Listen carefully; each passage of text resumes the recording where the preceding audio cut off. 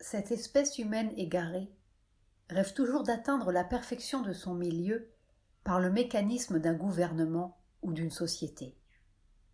Mais c'est seulement par la perfection de l'âme au-dedans que le milieu extérieur peut atteindre à la perfection. Ce que tu es au-dedans de toi, cela tu en jouiras dehors. Nul mécanisme ne peut te délivrer de la loi de ton être.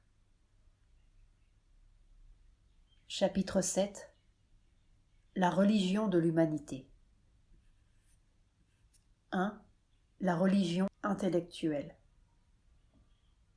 Une religion de l'humanité peut se présenter de deux façons, comme un idéal intellectuel et sentimental, un dogme vivant ayant des effets intellectuels, psychologiques et pratiques, ou comme une aspiration et une règle de vie spirituelle. Et elle peut être en partie le signe, en partie la cause d'un changement d'âme dans l'humanité. La religion intellectuelle de l'humanité existe déjà jusqu'à un certain point, à la fois comme une croyance consciente dans la pensée d'un petit nombre et comme une ombre active dans la conscience de l'espèce. C'est l'ombre d'un esprit qui n'est pas encore né, mais qui se prépare à naître. Le monde matériel, notre monde, est ainsi peuplé d'ombres puissantes, spectres de choses mortes et esprits de choses pas encore nées, sans parler des éléments pleinement incarnés du présent. Les spectres des choses mortes sont des réalités très encombrantes, et ils abondent à présent. Spectres de religion morte, d'art mort, de moralité morte, de théories politiques mortes, qui tous prétendent encore garder leur corps pourrissant ou animer partiellement le corps des choses existantes. Répétant obstinément les formules sacrées du passé, ils hypnotisent les intelligences retardataires et intimident même la fraction progressiste de l'humanité. Puis, il y a les esprits à naître, et encore incapables de revêtir un corps défini, mais qui sont déjà nés dans le mental, et qui existent en tant qu'influence que le mental humain perçoit, et auquel il répond aujourd'hui d'une façon confuse et désordonnée. La religion de l'humanité est mentalement née au XVIIIe siècle.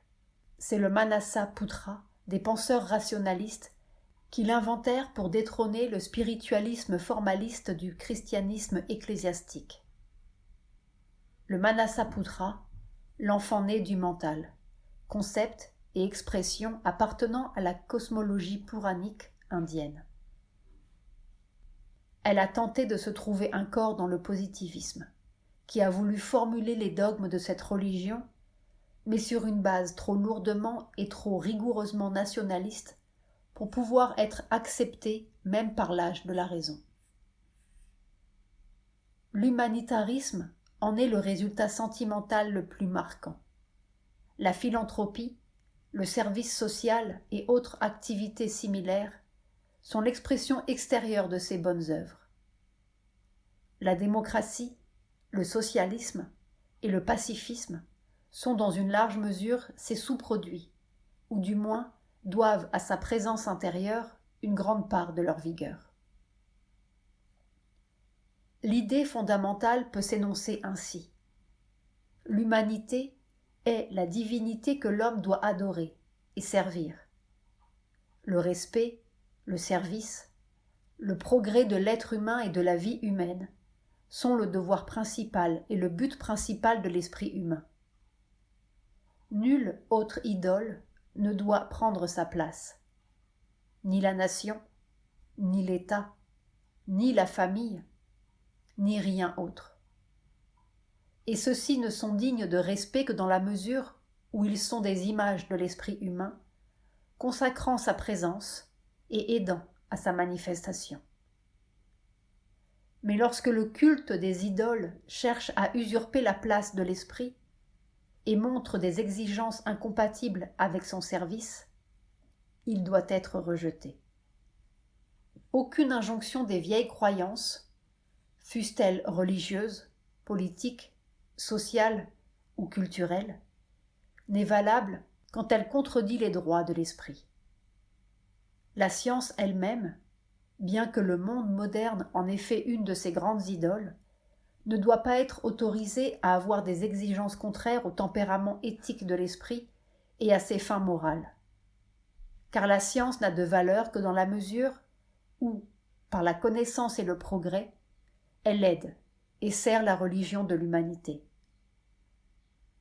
La guerre, la peine de mort, la destruction de la vie humaine, la cruauté sous toutes ses formes, qu'elle soit commise par l'individu, l'État ou la société, et non seulement la cruauté physique, mais la cruauté morale, la dégradation de tout être humain ou de toute classe d'êtres humains sous n'importe quel prétexte spécieux ou dans n'importe quel intérêt, l'oppression et l'exploitation de l'homme par l'homme, d'une classe par une autre, d'une nation par une autre, et toutes les habitudes de vie, toutes les institutions sociales du même genre, que la religion et la morale ont pu tolérer autrefois, ou même favoriser en pratique, quoi qu'elles en disent dans leurs règles ou leur credo idéal, sont des crimes contre la religion de l'humanité.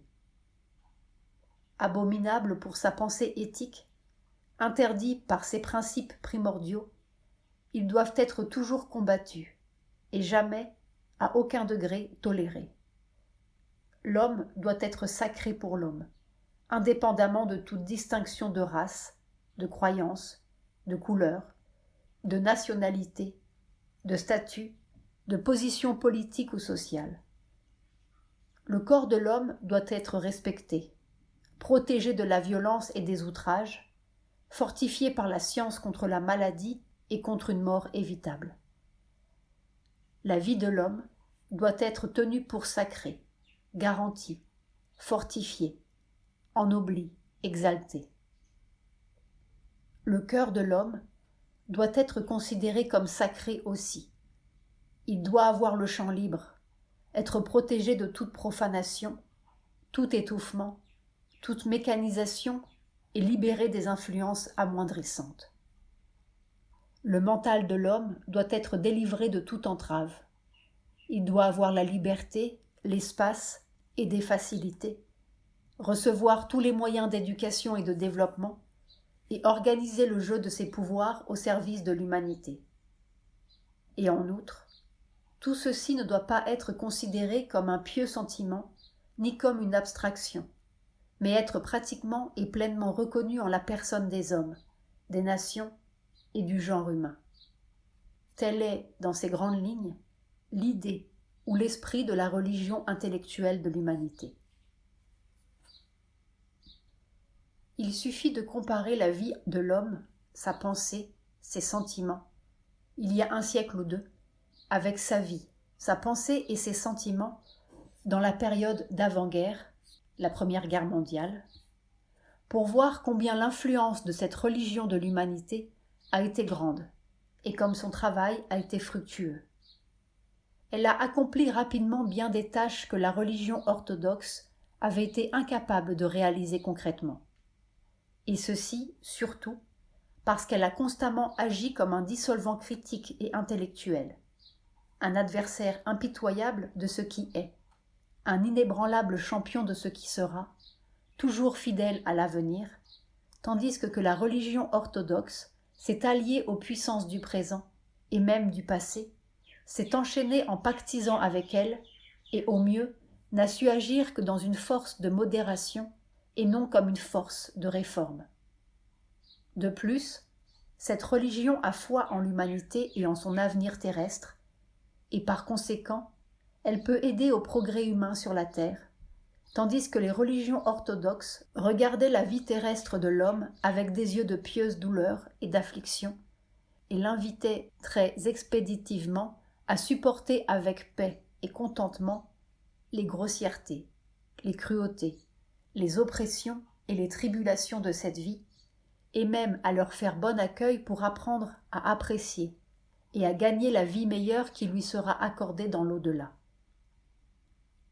La foi, même la foi intellectuelle, accomplit toujours des miracles. Et en effet, cette religion de l'humanité, même sans avoir pris de forme corporelle, ni d'apparence militante et sans moyens visibles de réalisation, a cependant été capable d'effectuer en grande partie ce qu'elle se proposait d'accomplir. Jusqu'à un certain point, elle a humanisé la société, humanisé la loi et les sanctions pénales, humanisé l'attitude de l'homme envers l'homme, aboli la torture légale et les formes les plus grossières de l'esclavage, relevé ceux qui étaient rabaissés et déchus. Elle a donné de vastes espoirs à l'humanité, stimulé la philanthropie, la charité et le service du genre humain, encouragé partout le désir de la liberté, mis un frein à l'oppression et réduit considérablement ses manifestations les plus brutales. Elle avait presque réussi à humaniser la guerre, et y serait peut-être parvenue tout à fait sans l'intervention contraire de la science moderne. Elle a permis à l'homme de concevoir qu'un monde sans guerre était imaginable, sans qu'il soit besoin d'attendre le millénium des chrétiens. En tout cas, un certain changement s'est produit.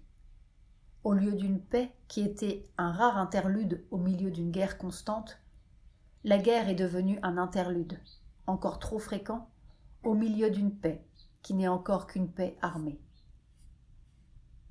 Ce n'est peut-être pas un grand pas, mais c'est tout de même un pas en avant. Elle a également apporté une nouvelle conception de la dignité de l'homme et ouvert des idées et des perspectives nouvelles à son éducation, son développement, ses potentialités. Elle a répandu la lumière, rendu l'homme plus sensible à sa responsabilité vis-à-vis du progrès et du bonheur de l'espèce. Elle a haussé le respect de soi et les capacités moyennes de l'humanité. Des serfs ont repris espoir, les opprimés ont relevé la tête, et les travailleurs, par leur qualité d'hommes, sont devenus les égaux potentiels des riches et des puissants. Certes, si nous comparons ce qui est et ce qui devrait être, l'accomplissement actuel et l'idéal, tout ceci ne semblera qu'un maigre travail de préparation. C'est pourtant une remarquable carrière pour un siècle et demi de travail, ou un peu plus, et pour un esprit dépourvu de corps qui devait travailler avec les instruments du bord et qui n'avait encore ni forme, ni habitation, ni appareil visible lui permettant une action concentrée. Mais peut-être est-ce en cela que résidait son pouvoir et son avantage, parce que c'est cela qui l'a empêché de se cristalliser dans une forme et de s'y pétrifier, ou du moins de perdre la liberté et la subtilité plus grande de son action.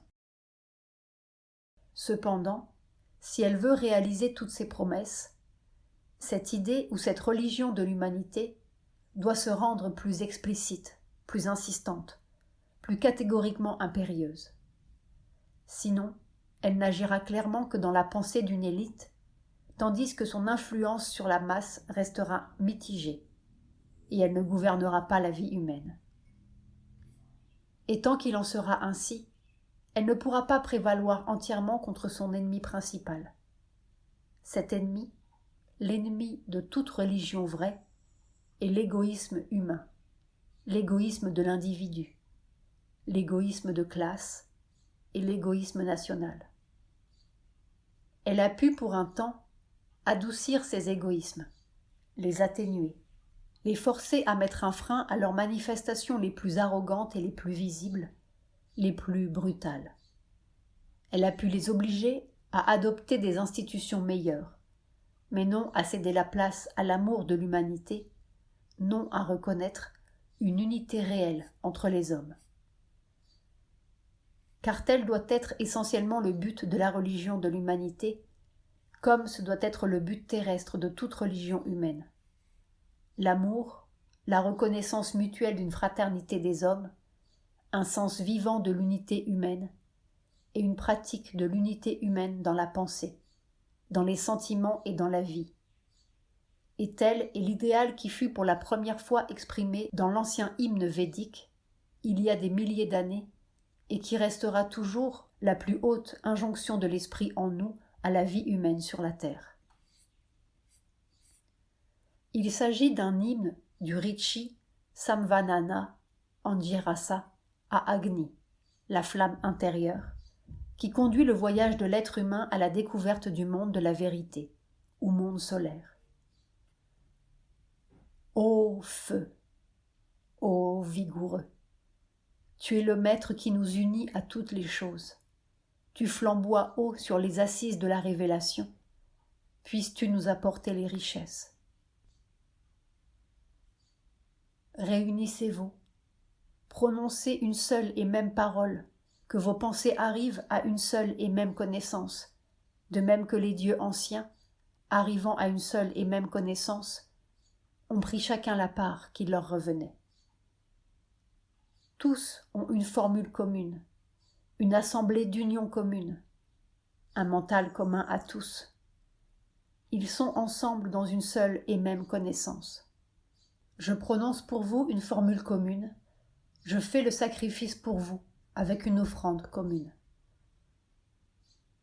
Que votre aspiration soit une et commune, et que vos cœurs soient unis, que votre mental soit commun à tous, afin qu'une proche compagnie puisse devenir vôtre.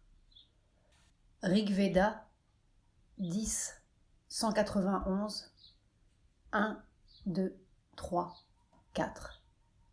Traduit du sanskrit par Sri Aurobindo dans Hymns of the Mystic Fire. Tant que ceci ne sera pas accompli, la religion de l'humanité ne pourra devenir une réalité.